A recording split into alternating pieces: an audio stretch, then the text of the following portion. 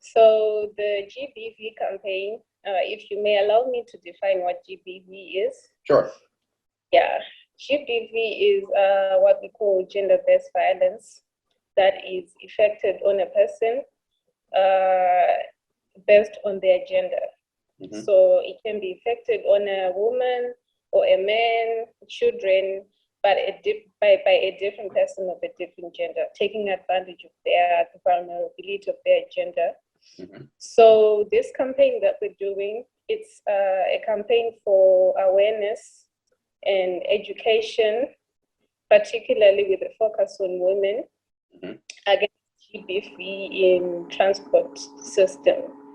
Someone would like to, I'm sure a listener would also be intrigued in terms of how gender-based violence in the public transportation system in Zimbabwe are mixing.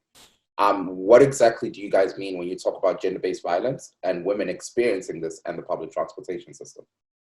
So the GBV in the public transport system, it's coming in, I put like 4 forms just to define what it really entails. To start off, there is harassment, physical harassment. Mm-hmm. Then secondly, there is verbal harassment. Thirdly, we have what we call sexual harassment, mm-hmm. or indecent assault. And then fourthly, we have emotional harassment. So what has been happening, it's more of a situation where men are taking advantage of women. Mm-hmm. They use different means of force. It can either be, pulling them or pushing them or dragging them or even touching them or assaulting them. Generally, when people talk about gender-based violence, the public transportation system is not the first place that comes into your mind. Yeah, so it's not. I'm curious in terms of to what extent this is really serious in Zimbabwe. This is a very prevalent issue, and it's not something that is new. It's been happening for the past few years. We've had different cases of people who actually died. If you remember very well, there was a case that went viral of a man who died at 4th Street, who was manhandled by touts. And then there's another lady, a pregnant lady, who died also from abdominal trauma due to the manhandling that was done to her by touts. So these are issues that happen each and every time that if you choose to go to any random bus station, mm-hmm. you see it happening. But the problem is there's not really a comprehensive reporting structure for mm-hmm. us to, to get a full report of the cases, the number of cases that okay, and the frequency at which they're okay. Now, Rumbi, let's head over to the campaign that you guys are running. Yeah. Bearing in mind the discussion that we just had in terms of the challenges that women and men are experiencing in the public transportation system in Zimbabwe, how is your campaign helping, victims? Some call them survivors.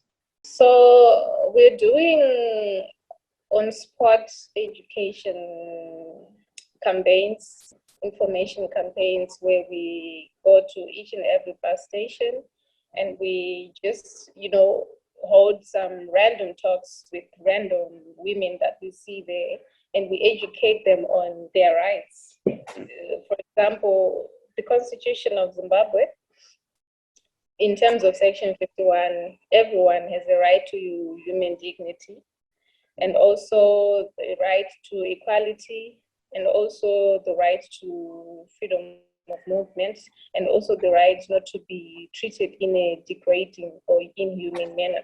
Mm-hmm. So we make them aware of their rights, mm-hmm. so that when there is a violation of any of those rights in the form of the violence that we talked about, if any of the touts, sexually assaults them, or they verbally assaults them, or says anything that in any way violates their human dignity, then we offer them the available solutions. They can just go and report to the ZRP and open a docket. either for assault or for criminal nuisance or criminal insult. The recent development that is occurred, they can call the national call center number that I previously mentioned out, and they can get assistance also from there. For the young women that are paying attention to our program right now, what parting words would you have for them? Okay, what I want to say to them is they must realize the importance of their rights. And you should never let anyone take advantage of you, because we are all equal before the law, men and women, gender equality, that thing exists. So do not let anyone treat you any less of a human by virtue of your gender. What about to the perpetrators themselves? How do you go about making them understand the extent to which the harm that they're causing on women in Zimbabwe? We're trying to do this the same way that we're educating women, was the same way we're educating the touts that we found on the bus stations.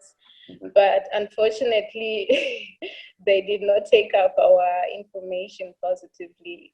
I think the major problem is most of them, they are always under the influence of alcohol and drugs. So even if you try to talk to them, they will just brush you off, or even try to, violently attack you in the course of it. So it's been a problem, but we'll keep on doing the campaign and see what goes on.